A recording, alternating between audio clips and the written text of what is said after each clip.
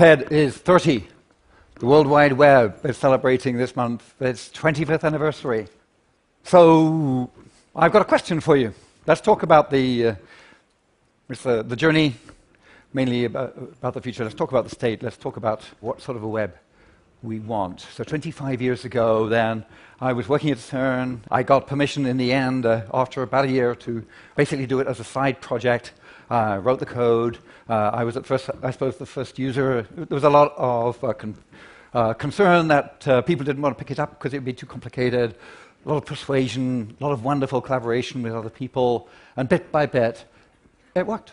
It took off. It was pretty cool.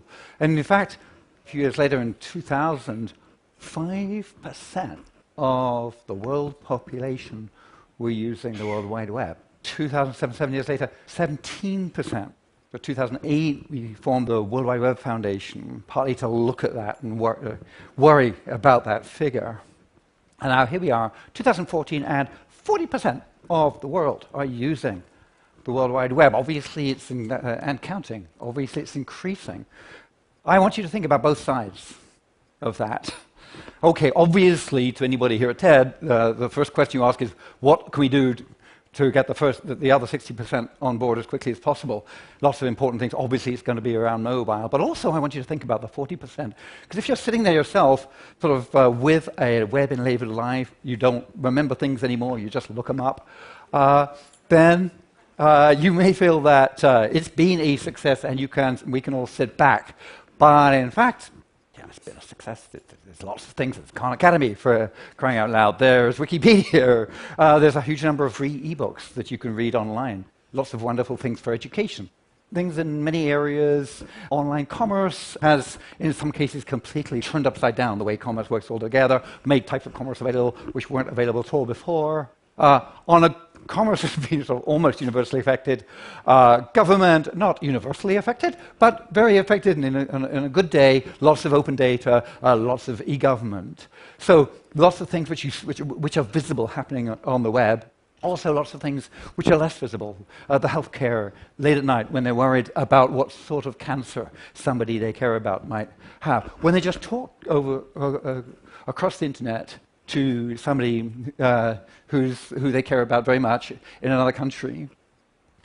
Those sorts of things are not out there, and in fact they require a certain amount of privacy. So we kind of assume that part of the web, part of the deal with the web, is when I use the web, it's just a transparent, neutral medium, and I can talk to you over it without worrying about what we in fact now know is happening. Without worrying about the fact that not only will surveillance be happening, but it'll be done by people who may abuse the data. So in fact, suddenly we realize we can't just use the web, we have to worry about the underlying infrastructure of the whole thing. Is it, in fact, of a quality that we need? We revel in the fact that it's got a wonderful, we have this wonderful free speech that we can talk to, we can tweet, and lots and lots of people can see our tweets, except when they can't. Except when actually Twitter is blocked from their country, or in some way the way we have tried to express ourselves has put some information about the state of ourselves, the state of the country we live in, which isn't available to anybody else. So we must protest and make sure that censorship is cut down and the web is opened up where there is censorship. We love the fact that the web is open. It allows us to talk. Anybody can talk to anybody. It doesn't matter who we are. And then we join these big social networking companies, which are in fact sort of effectively built as silos, so that it's much easier to talk to somebody in the same social network than it is to talk to somebody in a different one. So in fact, we're sort of sometimes limiting ourselves. And we also have this, if you've read the book about the filter bubble phenomenon is that we love to use machines which help us find stuff we like. So we love it when they learn what things we like to click on, and so the machine automatically feeds us the stuff that we like, and we end up with this rose-colored spectacles view of the world called a filter bubble. So here are some of the things which maybe threaten the sort of web we have. What sort of web do you want?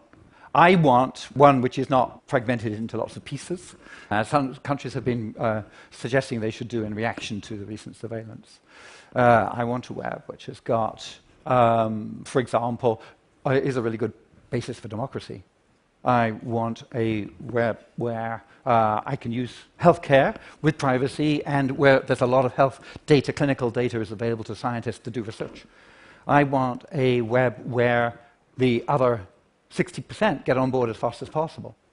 I want a web which is such a powerful basis for innovation that when something nasty happens, some disaster strikes, then we can respond by building stuff to respond to it very quickly. So those are just some of the things that I want. I mean, from a big list, obviously it's longer. You have your list. I want us to use this 25th anniversary to think about what sort of a web we want. You can go to web@25.org and find some links. There are lots of sites where people have started to put together a Magna Carta, a Bill of Rights for the web. How about we do that? How about we decide these are, in a way, becoming fundamental rights, the right to communicate with whom I want. What will be on your list for that Magna Carta? Let's crowdsource a Magna Carta for the web.